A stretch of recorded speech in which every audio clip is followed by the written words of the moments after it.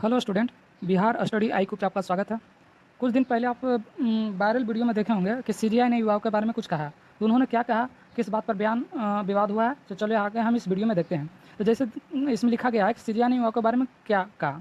तो जस्टिस सूर्यकांत के बयान पर विवाद है, तो सफाई। विवाद कैसे शुरू हुआ, तो देखिए मीडिया स्पोर्ट रिपोर्ट्स के अनुसार सुप्रीम कोर्ट में सुनवाई के दौरान जस्टिस सूर्यकांत के ने कुछ लोगों के लिए कॉकरोच और पैरासाइट्स जैसे शब्द इस्तेमाल किए।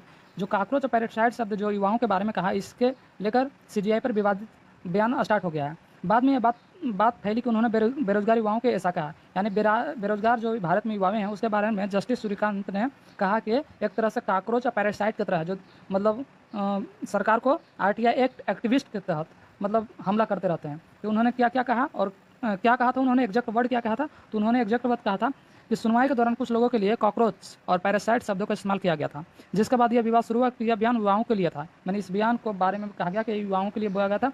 जस्टिस सूर्यकांत ने सफाई दी, फिर उन्होंने वीडियो में जब पूरा ज़्यादा विवाद हो गया तो उन्होंने सफाई दिया था। उन्होंने स्पष्ट किया उनका बयान पूरे युवाओं के लिए नहीं था। यार भाई, कुछ युवाओं के लिए नहीं था, पूरे युवाओं के लिए नहीं था, इसका मतलब क्या है? कुछ युवाओं के लिए था। उन्होंने कहा कि उन लोगों की आलोचना कर रहे थे जो फर्जी डिग्री लेकर प्रमोशन में आते हैं और सिस्टम का गलत इस्तेमाल करते हैं। बार जस्टिस सूर्यकांत जी, आप लोग को कॉलेजियम सिस्टम नहीं होता ना, तो आप लोग को जस्टिस भी नहीं बनाया जाता।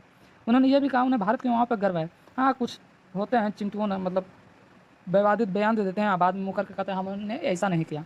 और उन्होंने कहा था मुझे भारत के वहाँ पर गर्व है, मेरा इरादा कभी भी पूरे युवा वर्ग का आहत करने का नहीं था। जस्टिस सूर्यकांत, इन लोग गलत नैरेटिव पहुँचाते हैं और उस सब के बाद फिर क्षमा मांगते हैं। देखिए, ये तो ठीक हो गया कि उन लोगों ने विवाद किया, तो विवाद के स्पष्ट दौरान क्या कहा, क्या सफाई दिया, उन्होंने जाने। अब हम लोग देखते हैं कि जैसे जस्टिस सूर्यकांत ने कैसे अपना पद ग्रहण किया, यानी कॉलेजियम सिस्टम क्या होता है। जैसे हम लोग होता है कि एग्जाम देकर जाते हैं, तो कॉलेजियम सिस्टम हम लोग में क्या डिफरेंस होता है, तो हम लोग में डिफरेंस होता है कि हम लोग किसी भी पद को ग्रहण करने के लिए पहले PT मेंस और उसके बाद पद स्थापित करते हैं, लेकिन ये कॉलेजियम सिस्टम का अलग ही नेचर बना हुआ है। तो चलिए हम लोग आपको कुछ इन्फॉर्मेशन वीडियो के तहत आप लोग कुछ मतलब नॉलेज प्राप्त कर सकते हैं। तो चलिए हम आगे देखते हैं कि क्या इन्होंने कॉलेजियम सिस्टम के तहत अपना CGI जस्टिस बना है।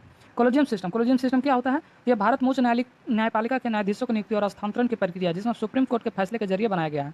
यह क्या है कॉलेजियम सिस्टम? कॉलेजियम सिस्टम एक ऐसी व्यवस्था है जिसमें न्यायाधीशों की नियुक्ति सरकार द्वारा नहीं बल्कि न्यायाधीशों के समूह कॉलेजियम द्वारा की जाती है। यह कैसे शुरू हुआ था? यह शुरू हुआ था आपका कब शुरू हुआ है? ये शुरू तो देखिए हुआ, यह कैसे शुरू हुआ? यह व्यवस्था सुप्रीम कोर्ट के 3 महत्वपूर्ण फैसलों के जरिए विकसित हुआ। फर्स्ट जज केस हुआ 1981 में, सेकंड जज केस 1993 में, थर्ड जज केस 1998 में। इस फैसले को सुप्रीम कोर्ट ने कहा कि न्यायाधीशों की नियुक्ति न्यायपालिका की स्वतंत्रता के सर्वोपरि है। इस स्वतंत्रता के सर्वोपरि की ये गलत बयान देते हैं और या फिर पछतावा करते हैं। देखिए, ये काम कैसे करता है इसके बारे में हम लोग जानते हैं। यह काम कैसे करता है? तो पहले प्रस्ताव होता है। कॉलेजियम सुप्रीम कोर्ट या हाई कोर्ट के वरिष्ठ न्यायाधीश किसी वरिष्ठ वकील या जज के नाम पर विचार करता है। मान ली कॉलेजियम सिस्टम है 4 वो, उस कॉलेजियम सिस्टम में एक मतलब वरिष्ठ पत्रकारों वरिष्ठ